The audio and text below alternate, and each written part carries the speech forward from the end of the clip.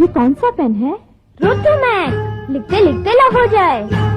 रोटोमैक, रोटोमैक, रोटोमैक, रोटोमैक, लिखते लिखते लव हो जाए। ये ज़मीं ये आसमां, हाँ ये ज़मीं ये आसमां, हमारा कल हमारा आज, हमारा कल हमारा आज, बुलंद भारत की बुलंद तस्वीर, हमारा बजाज हमारा बजाज, बुलंद भारत की बुलंद तस्वीर,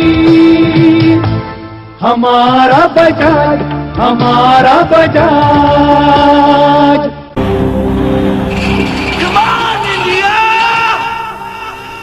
Come on India, दिखा दो दुनिया को हिला दो। Come on India, दिखा दो हिला दो।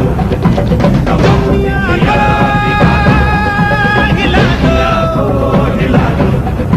Come on India, दिखा दो दुनिया को हिला दो।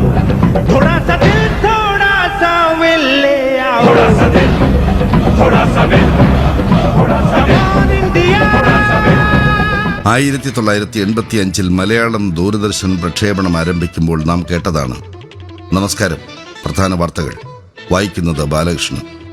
സ്ത്രീ ശബ്ദമാണെങ്കിൽ അത് മായയോ രാജേശ്വരി മോഹനോ ഹേമലതയോ ആയിരിക്കും, ഉറപ്പ്. ഇന്നത്തെ പോലെ മാധ്യമ കോമാളിത്തമില്ല. 7 മണി തൊട്ട് 15 മിനിറ്റാണ് കണക്ക്.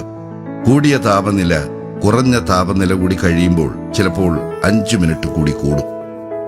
അതൊരു വെള്ളിയാഴ്ചയാണെങ്കിൽ അദ്ദേഹം കുറെ പ്രാക്കും വാങ്ങിക്കും. കാരണം ആ പോയ 5 മിനിറ്റ് ഞങ്ങളുടെ ചിത്രഗീതത്തിലെ ഒരു പാട്ടാണ്. എന്തൊക്കെയാണെങ്കിലും ഭൂതല സംപ്രേഷണം 8 മണിക്ക് തീരും.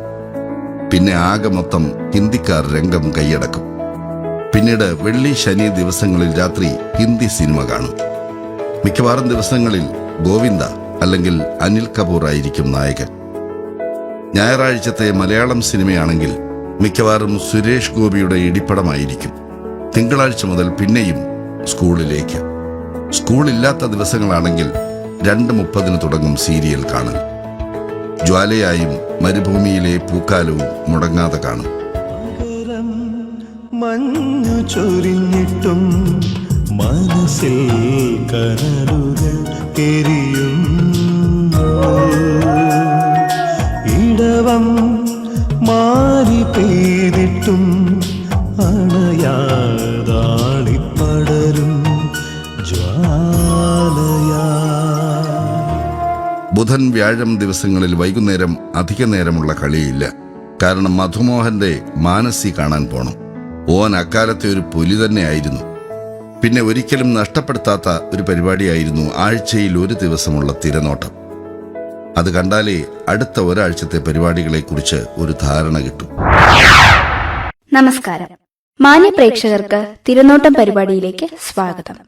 തിങ്കളാഴ്ച വൈകിട്ട് 6-ന് ലളിതഗാനങ്ങൾ. സ്മൃതി തൻ ചിറകിലേറി ഞാനും ശ്യാമഗ്രാമഭൂവിലണയുന്നു, അരയാലും കുളവും ഈ കൽപ്പടവും പുനർജന്മമെനിക്കേകുന്നു.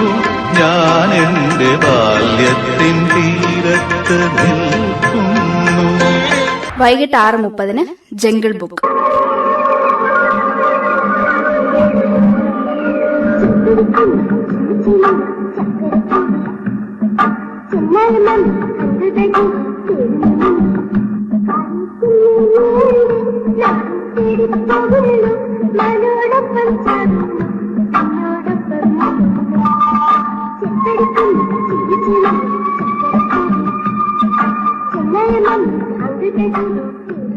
പിന്നെ എല്ലാ കാലത്തും ഏത് നേരത്ത് വേണമെങ്കിലും വരാവുന്ന ഒരു പരിപാടിയായിരുന്നു മഴവില്ലഴകുമായി എത്തുന്ന തടസ്സം നേരിട്ടതിൽ ഖേദിക്കുന്നു എന്ന വാചകം.